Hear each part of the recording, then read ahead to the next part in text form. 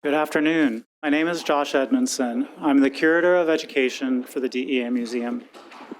Welcome to our educational program on how President Nixon not only created the Drug Enforcement Administration, but how his administration handled our country's first heroin and opioid epidemic. Today's event is part of a series of programs we are producing to celebrate DEA's 50th anniversary this year. Americans have a long and complicated history with drugs and addiction. Beginning in the patent medicine era in the 1800s, Americans sought to cure their ailments with pills and elixirs that promised cures for everything from cancer to colic. Many of these drugs had dangerous, addictive ingredients, including morphine, cocaine, alcohol, and others. After the Civil War, World War I, and World War II, thousands of soldiers returned home addicted to dangerous drugs like opium and morphine. In the 1960s and 1970s, synthetic drugs exploded on the market, and pharmaceutical companies promised to cure obesity, depression, and more with drugs made with highly addictive amphetamines. Further, increasing numbers of Americans moved away from traditionally intolerant ideals regarding recreational drug use at this time. The phenomenon amounted to a significant number of individuals engaging in illegal drug use. Rising drug-related crime, violence, and addiction rates became a big concern for people across the country, including President Nixon, who had a vision for a single mission federal agency to administer the Controlled Substances Act and enforce the drug laws of the United States. It is that last part we have all come together today to learn about today from Mr. Rob Bonner, who I will now tell you a little about. In 1990, Robert Bonner was the first U.S. attorney or judge to become DEA's administrator. He arrived at the helm with a clear vision of a new strategic direction for the agency, the goals he wanted to accomplish, and how best to fulfill DEA's mission of enforcing America's drug laws. Early in Mr. Bonner's career practicing law in California, he first experienced drug trafficking prosecutions and worked with drug law enforcement agents. Future experiences led Mr. Bonner to see time and again the correlation between crime, violence, and drugs. Mr. Bonner also recognized the critical relationships between law enforcement agencies and prosecutors in bringing criminals to justice. After graduating from law school, Mr. Bonner served in the JAG Corps in the U.S. Navy, as Assistant U.S. Attorney for the Central District of California, and worked in private practice. Fast forward to the 1980s, when President Ronald Reagan nominated Mr. Bonner to be U.S. Attorney for the Central District of California, and he was confirmed by the Senate in 1984. About that time, Colombian and Mexican cartels joined forces to traffic vast quantities of cocaine into Los Angeles, making LA the central hub in the United States for cocaine distribution. The U.S. Attorney's Office Mr. Bonner ran, the second largest in the United States, set standards and broke records throughout the 1980s. They prosecuted groundbreaking pharmaceutical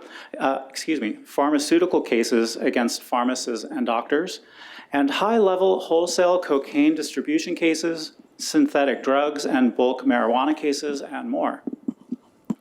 Then a new deadly drug epidemic arrived in the form of crack cocaine, which Mr. Bonner called a plague on top of a plague.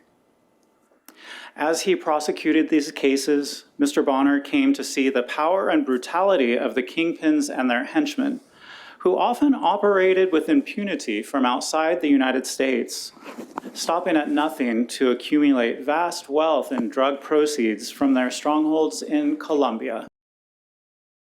The brutality of these cartels left thousands of innocent civilians, government officials, judges, and even DEA's country attaché, Octavio Gonzalez, dead. Mr. Bonner received a call from DEA Administrator Jack Lawn in 1985 after the abduction, torture, and murder of Special Agent Enrique Kiki Camarena.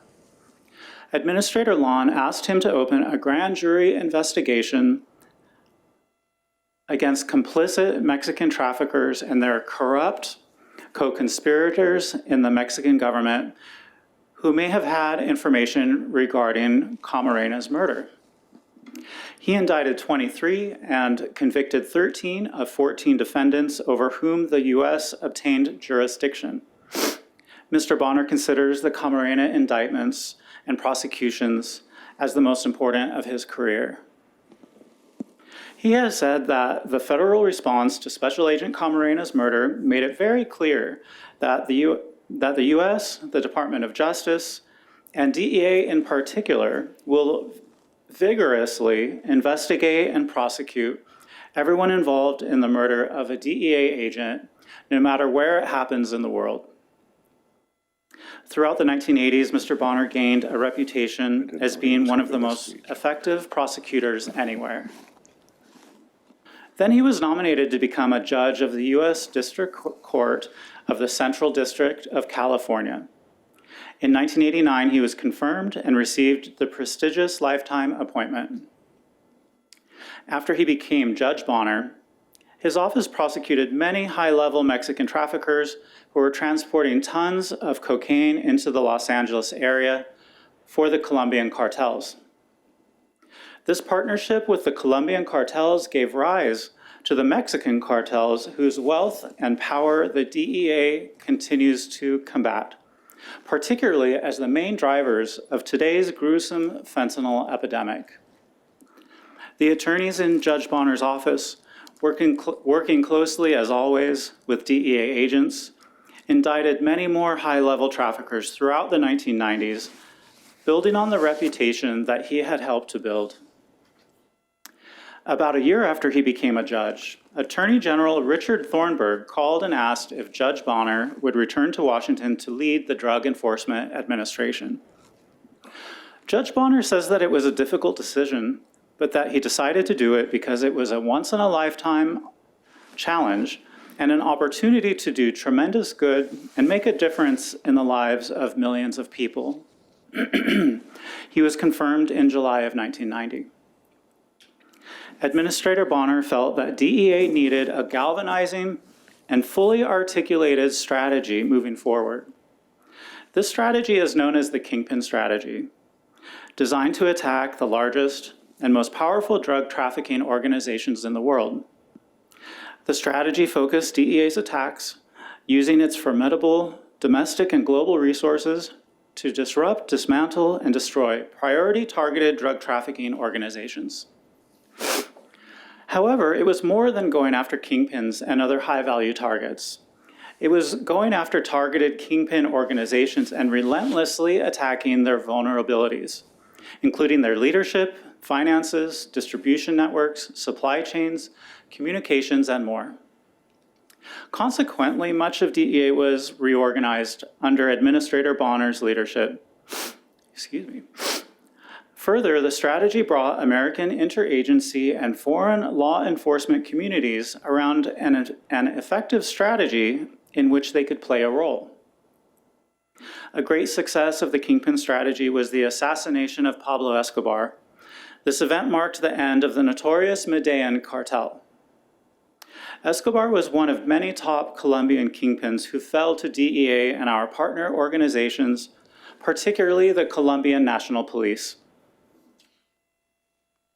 Another facet of Administrator Bonner's reorganization of DEA was creating the Intelligence Division, which elevated the role of intelligence within DEA.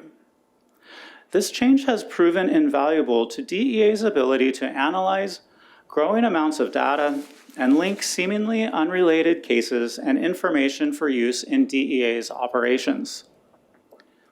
These are but a few examples of Rob Bonner's exploits before and during his time as DEA's administrator. After leaving DEA in 1993, Mr. Bonner returned to private practice until President George W. Bush asked him to lead the U.S. Customs Service. He became acting Commissioner of Customs on the morning of September 11, 2001, the day of the worst domestic terrorist attacks in U.S. history. Commissioner Bonner decided to shut down the U.S., Mexico, and Canada borders to preserve national security in the light of the terrorist attacks on our soil. Soon after, Commissioner Bonner was part of the most significant realignment of the federal government in more than a generation. As Customs merged with Border Patrol, their name became Customs and Border Protection. The agency was part of the newly created Department of Homeland Security. As Commissioner of Customs and Border Protection, Mr. Bonner oversaw more than 45,000 employees. He was responsible for managing and securing all of our nation's borders and points of entry. In this role, Commissioner Bonner saw the many similarities between drug trafficking organizations and international terrorist organizations and how they often overlap. After over 4 years as commissioner, Mr. Bonner left Washington again and returned to his home and family in California. In the years since, he has continued to practice law, writes articles and speeches, and served on the board of the DEA Educational Foundation. Now, a few more details before we move on. After Mr. Bonner completes his presentation, there will be an audience Q&A. We will have staff on both sides of the auditorium moving a mic around for those with questions. And now I think it's time to get on to the main event. Mr. Bonner? Let me thank Josh for that incredibly thorough and generous introduction. Good afternoon, everyone. I want to thank DEA for inviting me to this program here at headquarters and giving me this opportunity to highlight for you President Nixon's role in the creation of the Drug Enforcement Administration some 50 years ago, and how this fit into Nixon's strategy to combat illegal, harmful, and addictive drugs. Let me just start by asking, who of you out there recognize this guy? Just raise your hands if you know who this is. Oh, I can see Mr. Wonkel and my wife, but okay. Oh, there's one. That's sort of interesting. Well, a few of you here are old enough to remember that this guy was Frog One from a movie called The French Connection, which actually was released over 50 years ago in 1971. This is the famous subway scene in which Frog One, the French drug trafficker, has made surveillance. And that's Popeye Doyle there, who's been surveilling him unsuccessfully, as it turns out.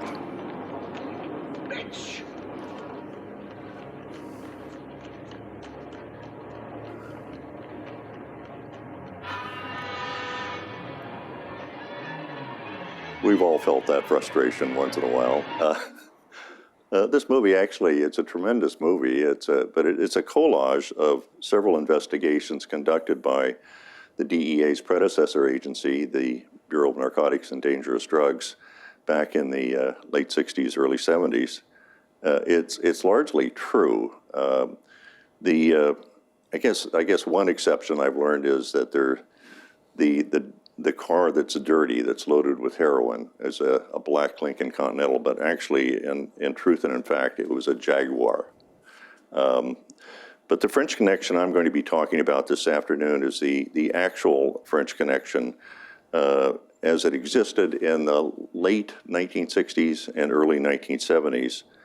And more broadly, the little-told story of what President Nixon did some 50 years ago to end America's first heroin or opioid epidemic. I should say Nixon, but also with a lot of assistance from the DEA predecessor agency, the BNDD. see if I can, there we go. I was, I guess, no. Okay, there we go. I was in Washington, D.C., by the way. Some of you know I was here at DEA headquarters just, I guess, a little over a month ago, and attended an event right here at DEA headquarters commemorating the 50th anniversary of the creation of DEA by President Nixon, pursuant to what I hope everybody knows is Reorganization Plan Number 2, which he signed in July of 1973. So 73, the DEA is created 50 years ago. 2 years earlier, just my own personal experience in 1971, as a young lawyer, I was appointed or hired as an assistant United States attorney, a federal prosecutor in the U.S. Attorney's Office in Los Angeles. And that meant, among other kinds of federal violations, I prosecuted narcotic trafficking cases, illegal importations and distributions of drugs that violated federal law, or be more precise, that violated the Controlled Substances Act of 1970. Most of my drug cases back then, by the way, were investigated by agents of the BNDD, but some of the cases were investigated by U.S. Customs agents. And while there were good, and by the way, dedicated agents in both those agencies, I did wonder at the time why there were two federal law enforcement agencies investigating drug trafficking. Was this fragmentation the most effective way to attack drug traffickers and their organizations? Well, let me just say, President Nixon was way ahead of me. One of the principal purposes of Reorganization Plan Number 2, which he signed in July 1973, was to consolidate federal drug law enforcement into one new agency of the U.S. government, the DEA, which indeed was a merger of the agents from BNDD and customs agents, at least customs agents who were principally investigating drug cases. This, let me go back. Yeah, there we go. My clicker is a little challenging for me here, but this is a photograph of President Nixon signing Reorganization Number 2, by the way, in some obscure area, I think, of the Justice Department. And behind him are Attorney General Mitchell and former BNDD Director John Ingersoll. The core idea of DEA, though, was to create a law enforcement agency of the federal government with a single mission agency to develop strategies, gather intelligence, and investigate the highest level of drug trafficking, and to provide effective enforcement of U.S. drug laws. Besides its broad enforcement mission, as I think everybody here should know, DEA was also given the task of regulating the legitimate manufacture, import, and dispensing of controlled substances. Given America's chronic history with drug abuse, the DEA certainly was then, and I would submit still is extraordinarily important and relevant. But correctly understood, the creation of DEA was actually the culmination of President Nixon's vision and his determination to take bold action against the new level of drug abuse that was sweeping and threatening our country, what might be called the first opioid or heroin epidemic. We are, as I think everybody here knows, in the midst of the second one, which is far worse, likely because our government has failed to take decisive action it needed to stem the opioid epidemic earlier. It's failed to take the types of action that President Nixon took beginning in his very first year as president in 1969. Nixon's commitment and strategy are part of his legacy that is highly relevant today, but very little has been written about what Nixon did. And after doing some research for my remarks today involving classified White House documents, by the way, now declassified for the record, it struck me it was important to talk about Nixon's efforts to combat drug abuse when he was the president back in the late 1960s, early 70s. I want to acknowledge that a lot of these classified documents I got from former DEA agent John Coleman, who had got them under the Freedom of Information Act. The drug problem President Nixon was dealing with was a heroin problem.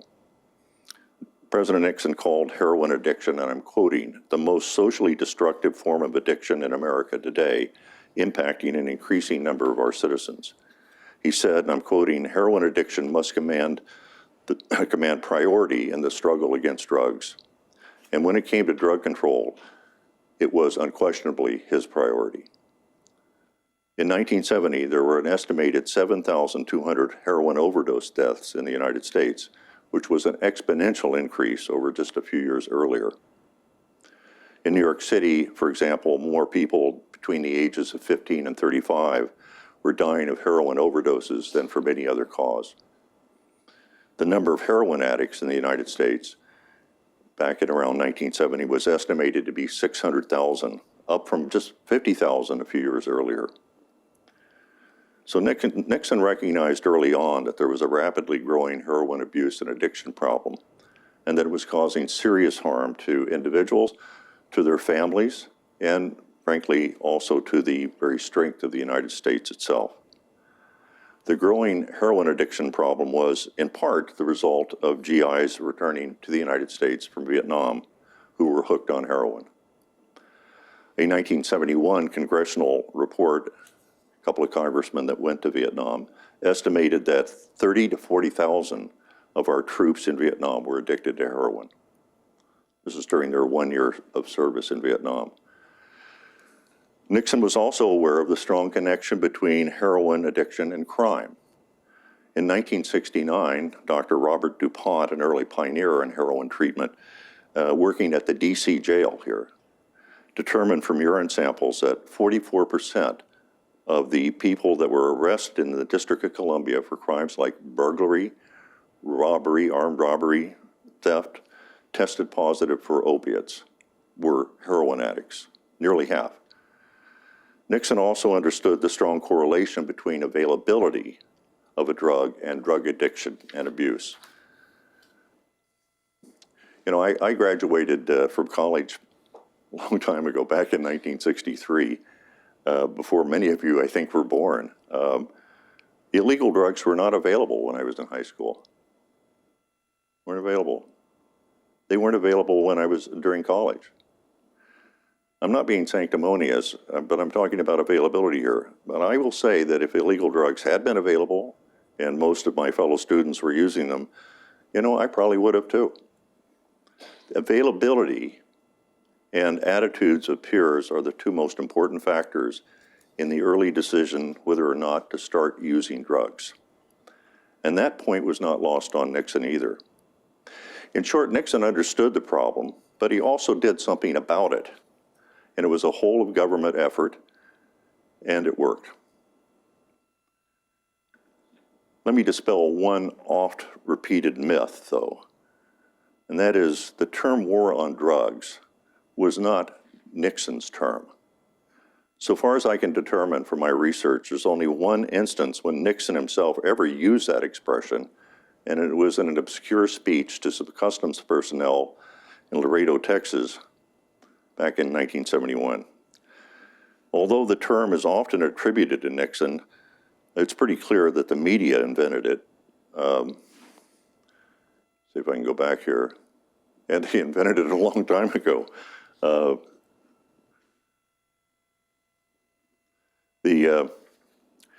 As you can see, this is as early as 1912, as seen in this article from the Washington Post archives. I mention this because war on drugs, think about that. It's a horrid metaphor, because we've never treated it as a war. We've never funded it as one would a war, and there's no ultimate victory. The primary goal of drug law enforcement is to suppress availability and thereby substantially reduce the number of our citizens who get hooked or waste their lives, or as is more and more often the case these days, lose their lives. So when people say to me, and as a former governor of California, I'll identify him, as Jerry Brown did recently, said, "Bonner, you lost the war on drugs." I said, well, that the actual and most important metric is not winning, whatever that might mean, but whether policies resulted in a reduction in availability and, importantly, a reduction in the number of addicts in our country. To accomplish that goal clearly requires an understanding of the problem, but it also requires a strategy to achieve that goal, reducing the number of Americans that are dependent on or addicted to drugs. And then it required executing on that strategy.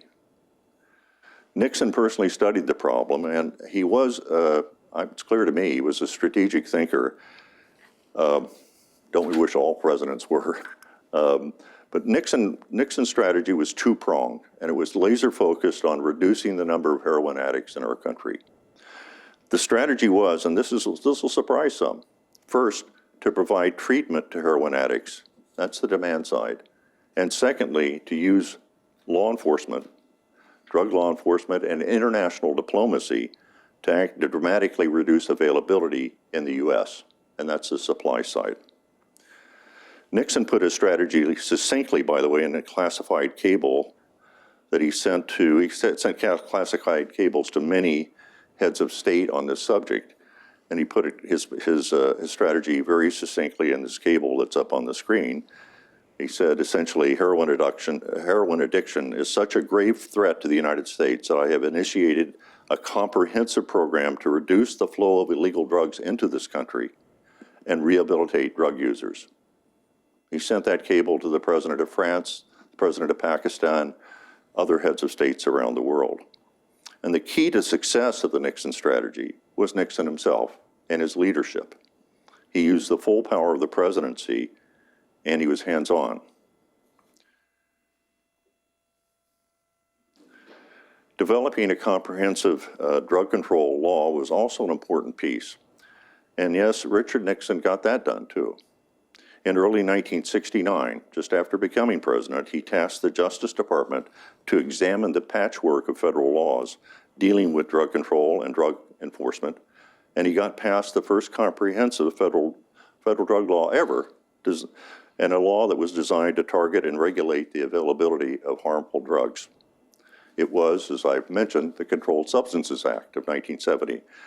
But it's important to realize that Nixon got the Controlled Substances Act enacted with a Congress that had a 75-seat Democratic majority in the House of Representatives and a 14-seat majority in the Senate. Oh, for the days of bipartisanship. Some would no doubt be surprised that Nixon's Controlled Substances Act eliminated mandatory minimum sentences for drug trafficking. Mandatory minimums did not return until the Drug Abuse Act of 1986. So Nixon got the law he needed. He got a single mission federal agency devoted to drug law enforcement and availability. And he put into place what I believe is the first truly national drug control strategy. But did it work? As I noted earlier, America did not have much of a heroin problem. I mean, it had something, but not much of a heroin problem if you go back before 1965. But the number of heroin addicts had increased 12-fold since then to, as I said, about 600,000 by 1970. So let me just start with the treatment prong of Nixon's strategy.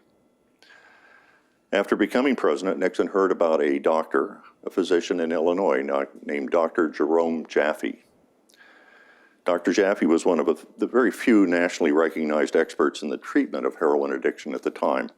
And Nixon invited him to the White House, and based upon his conversation with Dr. Jaffe, Nixon realized that the federal government had to provide treatment to people addicted to heroin. I don't know if you know it, this is an astonishing notion that the federal government should do this. Here's a photo of Nixon with Dr. Jaffe, if I can call it up here. Oh, there we go. In a message to Congress seeking funding for treatment, Nixon said, and I'm quoting, heroin addiction is a problem that demands Okay, there it is. It demands compassion and not simply condemnation for those who become its victims. One of the first things that Nixon did after speaking to Dr. Jaffe was to establish the Special Action Office for Drug Abuse Prevention and hire Dr. Jaffe to head it. And Jaffe was more than just a mere advisor. He oversaw a huge expansion in federally funded heroin treatment programs, and he coordinated all the efforts of the federal government on the demand side. This is a formerly classified cable to all U.S. ambassadors worldwide. It's because, as Nixon put it himself in the cable to U.S. ambassadors, he stated, "I established the Special Action Office for the Drug Abuse Prevention under Dr. Jerome Jaffe to mobilize the attack on the demand side of the problem." Significantly, and this is significant, President Nixon set the Special Action Office up in the White House, and Dr. Jaffe reported directly to President Nixon. The treatment programs established by the Special Action Office, with funding obtained from Congress by President Nixon, involved residential facilities for detoxification and then outpatient support for recovering addicts in community settings. To this end, Nixon obtained $265 million in funding for grants to public and nonprofit organizations to provide treatment and rehabilitation services to persons in our country addicted to drugs. This would be, by the way, roughly equivalent to $1.9 billion in today's dollars. One question that Nixon put to Dr. Jaffe: what could be done regarding GIs that were returning home from Vietnam addicted to heroin? And Dr. Jaffe recommended that every GI before returning home provide a urine sample, and if the GI tested positive for opiates, they were required to stay an extra 2 weeks in Vietnam at a detox center. This not only assured that GIs did not return home from Vietnam hooked, but it also had a deterrent effect on other GIs, because no one wanted to stay in Vietnam another 2 weeks. Brilliant idea. Nixon ordered the military to implement it, and they did. Nixon knew that availability of heroin made getting people off heroin, even with treatment, far more difficult, and increased the probability of relapse significantly after residential treatment. He also knew that availability of an addictive product like heroin in time would lead to more drug abusers and addicts. And this led to the second prong of his strategy: reducing the flow and availability of heroin in the United States. No heroin, as you know, is manufactured in the United States. No illicit opium is grown in the United States, either then or now. So back then, where was most of the heroin that was entering the United States, coming into New York City and other major urban areas of our country? Where was it coming from? And in a word, France. At least most of it. This was the French Connection. DEA's predecessor agency, the BNDD, had several overseas offices at the time in Paris, Ankara, and elsewhere, and they collected intelligence on the French trafficking organizations. Several French heroin trafficking organizations in and around Marseille were known to be converting raw opium or morphine base and manufacturing it into heroin in clandestine labs in and around the Marseille, France area. They then smuggled it into the United States and sold it to wholesale distributors, who ultimately sold it to heroin abusers and addicts. Virtually all the raw material for this French heroin that was used by the French trafficking organization was illicitly grown in Turkey and smuggled into France in the form of morphine base. The BNDD knew this. They knew the identity of most of the leaders and key players of the French trafficking organizations. But as drug traffickers will do, they had corrupted many of the local and police officials in Marseille, and they operated with impunity. Nixon did two things that largely eliminated the availability of heroin in the United States. First, he got the French to go after and destroy the French heroin trafficking organizations. And second, he got Turkey to end the growing of illicit opium poppies that were the raw material for heroin. Now, even one of those feats would be a monumental foreign policy coup. But Nixon did both of these things, and he did it within about 2 years, 2 to 3 years. How did he do it? This is an important photo. In February 1970, President Nixon hosted French President Georges Pompidou at a heads of state meeting right here in Washington, D.C. This was the first time Nixon and Pompidou had ever personally met. As is typical for such meetings, by the way, the French Foreign Ministry and the State Department carefully drafted and crafted the agenda for the meeting. And I can assure you, it had absolutely nothing to do with drugs. Nixon, though, to the surprise of some, I think many, raised what's called an off-agenda item. He told Pompidou quite directly of his concerns about the manufacturing and distribution of heroin by criminal organizations based in France, and he asked Pompidou to do something about it.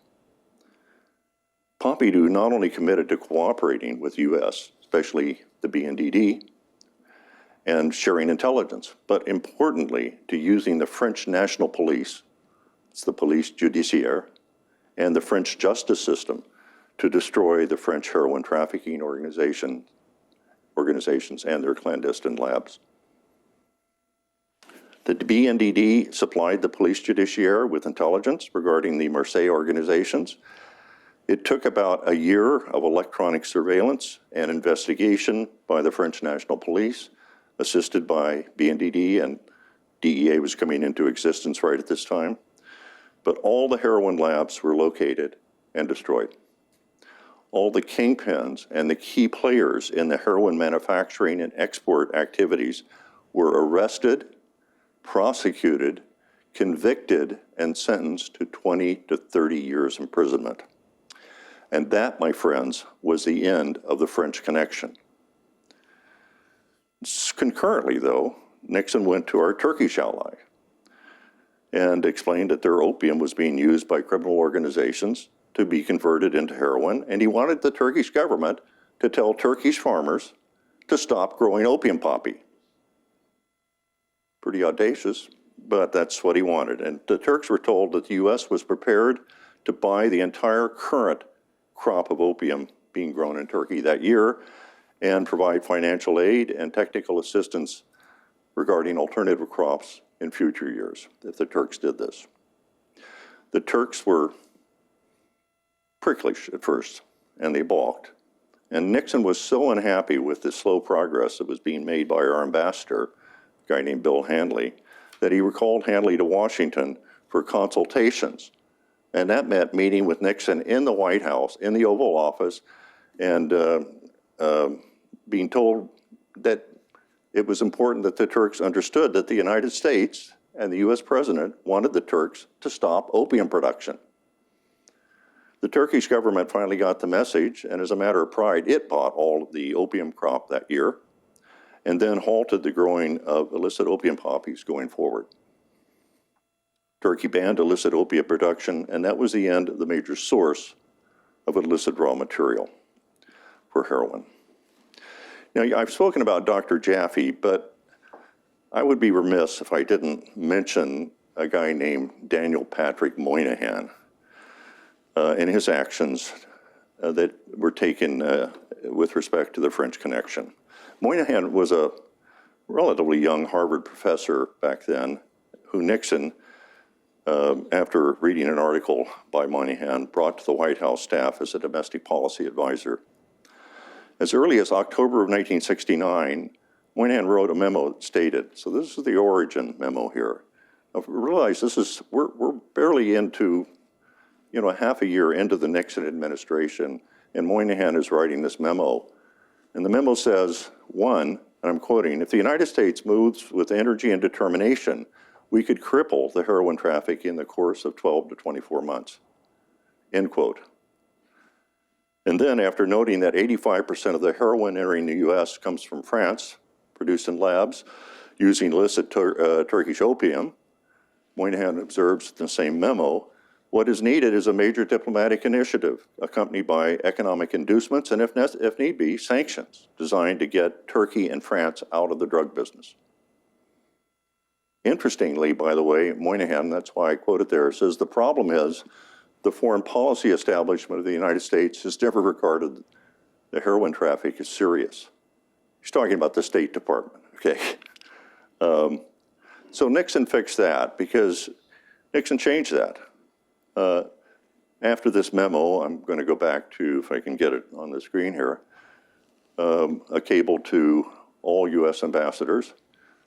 Nixon, he changed that, and he stated in his memo to our ambassadors that he instructed the State Department that he had made, quote, effective narcotics control a primary objective of US foreign policy.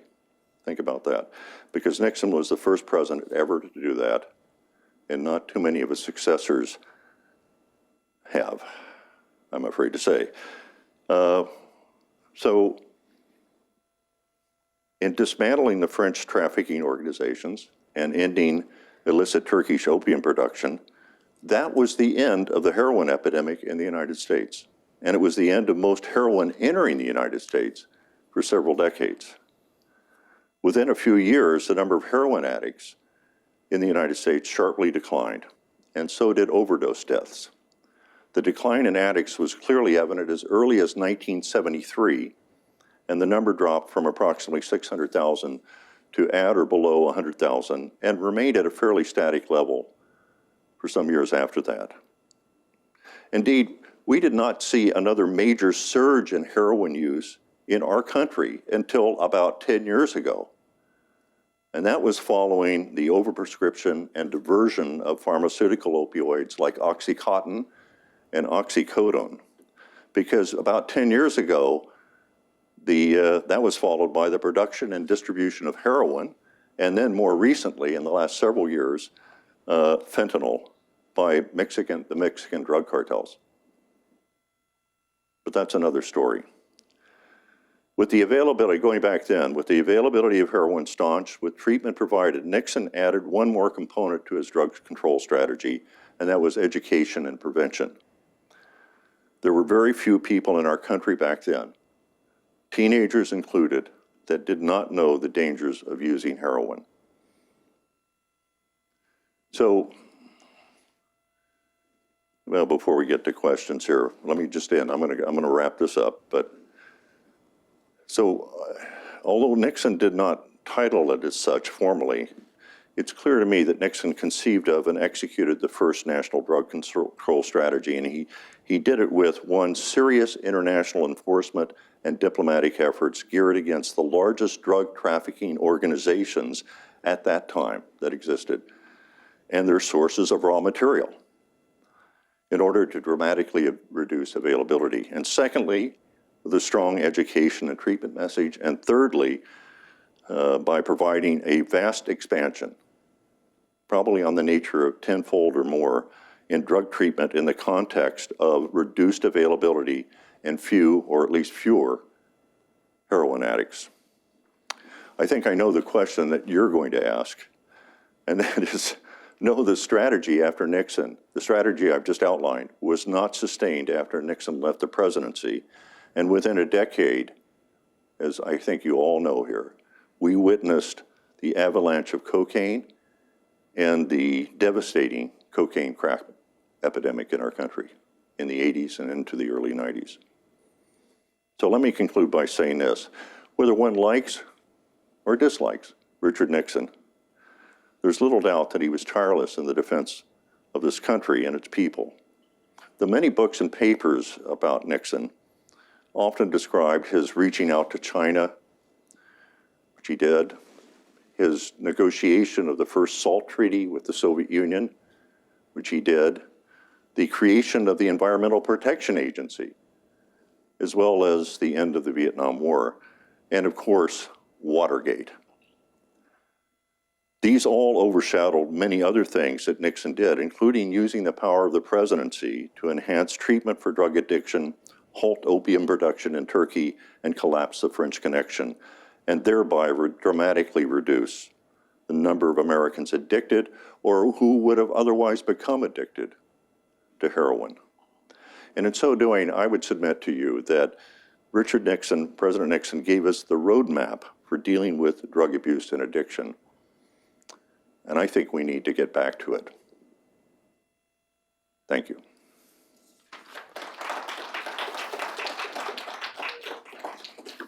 I don't know if there's time for questions, but all right. I hope that was provocative enough to generate a question or two. Good afternoon, Your Honor. Yeah. I just have a quick question. Were you overwhelmed or nervous when you became the DEA administrator because there were so many crises and opioids and the drugs and all that? Were you nervous or overwhelmed? And if you were, how did you overcome that? Yeah. Well, first of all, as I said, really when I became administrator, the issue was cocaine and crack cocaine. And it wasn't just crack cocaine. I mean, crack cocaine was nasty and worse than cocaine, but there were 6 million people in 1990 when I became administrator, estimated 6 million people that were addicted to cocaine and or crack cocaine. And so that was the problem. Heroin, you know, there were still some heroin addicts, but it wasn't increasing, and it had been pretty static. And it's true that there were other sources of heroin that started to come in ultimately to make up the shortfall of the French Connection, particularly from Southeast Asia. But in any event, but to your question, no, I didn't feel overwhelmed. I should have, and I probably should have been more nervous, but I came in with a great deal of confidence. I had worked with DEA as an assistant U.S. attorney and United States attorney, very closely with DEA agents. I felt I knew the agency pretty well. I had the support, by the way, of a very good attorney general in Dick Thornburgh, and importantly, the support of the President of the United States, George Herbert Walker Bush. And you know, when you think about drug enforcement and what we're able to do, it's so important that there be presidential leadership. I'm not making any commentary on the current day, but I'm just telling you, I happen to be fortunate because President Bush was on this stage at least twice when I was administrator. And he came up to New York, the New York field office, dedicated the office at my request. I mean, he was interested in the issue, and he was interested in DEA and law enforcement. So anyway, you're probably right, I should have felt more nervous, but I did, and I knew we had some good people here. In fact, I mean, one of them that met me at the Dulles Airport when my wife and I arrived is sitting right there, Doug Wunkel, DEA agent par excellence. But in any event, I felt we were going to be able to do some things, and we did. You know, I didn't make the point in this speech. I mean, I think this speech is talking about opioids and heroin, but the reality is we implemented a strategy at DEA when I was administrator. And from 1990 until 1990, end of 93 when I left, the number of regular cocaine users, cokeheads, whatever you want to call them, it went from 6 million to 1.4 million, right? That's the metric. We reduced availability, and there was, I think, some more serious treatment programs, and there certainly were more serious drug education message programs around then than there are now. So I'm just saying, here's the strategy. Nixon, I didn't come up with it. Actually, Nixon came up with it, but it was substantially replicated as the DEA strategy, starting about 1990. So, and it worked. So I'm very proud of what we were able to do when I was administrator, and God bless DEA and DEA agents and everybody who works for DEA, because you guys have a really tough job. But okay, any other questions? All right. Thank you, Your Honour. Honour with a U since I'm from London. Just a question from a random tourist off the street who didn't know the talk was on. If you go back to the 70s, I think it was 600,000 you mentioned during Nixon's time. Yeah. And that was, I guess you would say, somewhat natural drugs from natural sources to 2020s now. What's the death rate ratio between what was then and now, being natural versus synthetic? And that's a great question. And because we're dealing now not just with heroin, we're dealing with synthetics like fentanyl particularly. And there's no question, well, I told you that I think it's a pretty reliable estimate. It seems shocking in 1970 that 7,200 Americans had died of heroin overdose deaths. Well, you know, last year, 110,000 Americans died of drug overdose deaths, and 75,000 of those are attributable to fentanyl. So that alone, I mean, you're talking about on an order of magnitude of, well, of course, the country, you know, leaving out per capita, but it's still an order of magnitude of 10 times as many people are dying of opioid deaths than back in that day. So the mortality rate is much higher. And of course, that's reason alone that we ought to be more laser focused on the opioid problem. It's not, I don't want to, we're going to get so focused, we're only going to focus on fentanyl, but we have to realize that before the Mexican cartels, particularly Sinaloa and the New Gen Jalisco cartel, before they started manufacturing fentanyl, they were producing heroin to replace, as we finally got around to getting doctors so that they weren't overprescribing Oxycontin and oxycodone as much. So we've got just a vicious cycle going on here, but there's no question that the mortality rate is greater now than it was then. But that's because fentanyl is, you know, is a drug that, because of its potency, I believe this is a fact. There are many more overdose deaths. Sometimes because people don't realize they're actually getting fentanyl. But a lot of times they do know they're getting fentanyl, but they overdose on it, and you know, it shuts down the respiratory system. But that's just an argument that we ought to be doing. We ought to be paying, and I don't mean DEA. I know DEA and I know Administrator Milgram is focused on this issue. Don't get me wrong, but we need to get the whole of our government focused on this issue, right? And pulling the oars in one direction, both on the enforcement side of it, international diplomacy side of it, but also on the treatment and the education message side of it. Other questions? I have one, sir. Yeah. I so appreciate you bringing us back to the history of the Nixon administration, and especially his seemingly devotion to eliminating this. I wonder if Mr. Ehrlichman and Mr. Haldeman were also in support of this. I always read about they're kind of going behind the scenes. Do you have any insight on that from your perhaps declassified documents? I don't see anything. I don't see Haldeman. Of course, Haldeman was chief of staff. Ehrlichman was he was a domestic policy advisor, so he was involved in it. I don't know. I guess I haven't read anything that would suggest that he really had his heart in it. But the guy that really went in there and shook things up was Moynihan. You know, he worked for Ehrlichman. In fact, I think he was 2 levels down from Ehrlichman.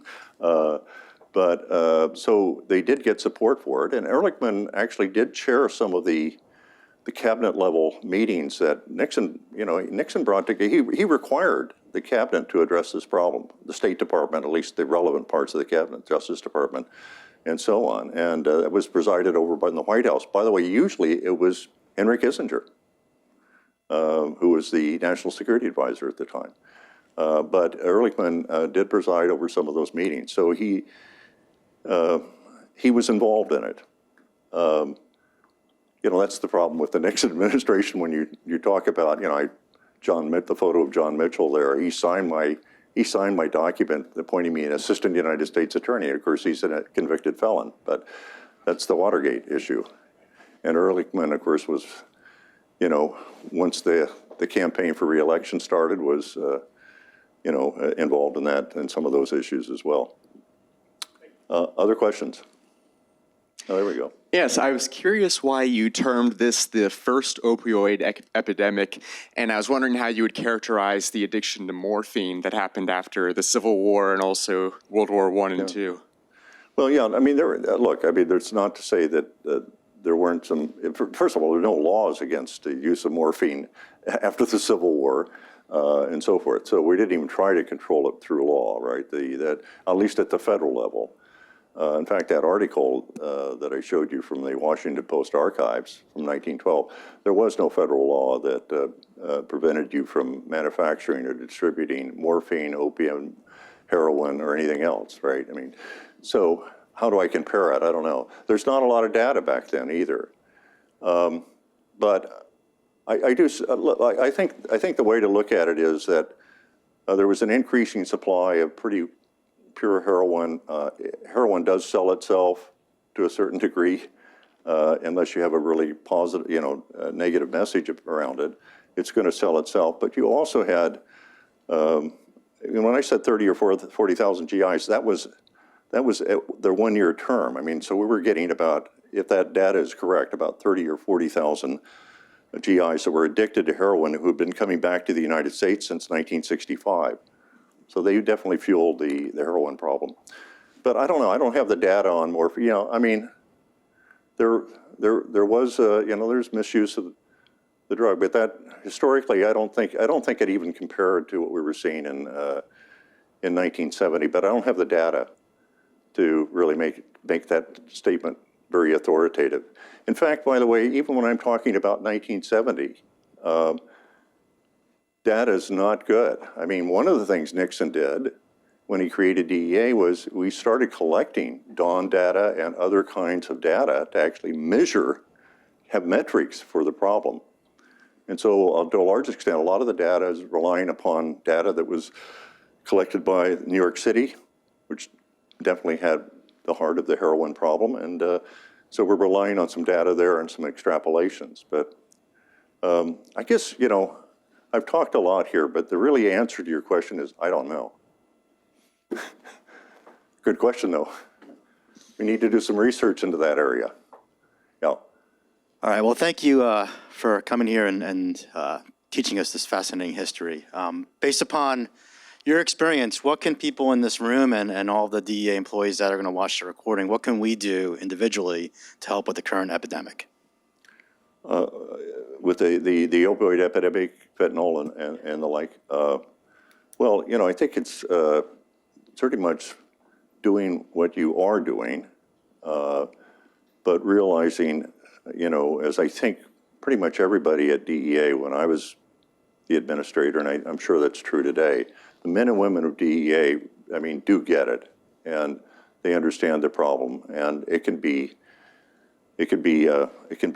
frustrating at times, particularly at the administrator level, trying to get other agencies of our government pulling the oars in the same direction. But I think it's just, I've always been impressed and amazed at how dedicated the men and women of DEA, and I include the special agents, I include the diversion control officers that work that issue, and everybody here at headquarters. I mean, we understand our mission. That's the great thing about DEA. It has one mission, and everybody understands that mission. And so I just say, just keep plugging away and hope that other elements of our government understand how important this is to support DEA and to get other agencies and departments of our government working in the right direction. By the way, I just kind of land in one example of that. But look, we had a relationship with France and with Turkey. Turkey was a port member of NATO and all of that. The reality is, and we have a relationship with Mexico on many different levels, but it's important that you make, and if this issue is important enough to our country, and I would submit it is, it has to be made a priority issue, right? The State Department has to know that's a priority issue. White House has to know that's a priority issue, and they make it a priority issue, and then others follow that lead. But But I think what we're doing here from I'm really impressed from the briefings I've received from Administrator Milgram about what DEA is doing, and, carry on. All right. We're done. Thank you very much. Thanks to former Administrator Bonner and Mrs. Bonner for coming all this way and volunteering your time to be here with us. The program has been enlightening and entertaining. And thank you to all of our audience members who have joined us today as well, and for all the great questions. If you haven't seen it, please visit the DEA Museum and our newest exhibits celebrating DEA's 50th anniversary. The exhibits include stories from some of the groundbreaking women in DEA's history, a copy of Reorganization Plan Number 2, mentioned by Judge Bonner just a few minutes ago, an oral history video, and many more fascinating objects from our collection. Visit deamuseum.gov to learn more. Thanks again, and enjoy the rest of your day.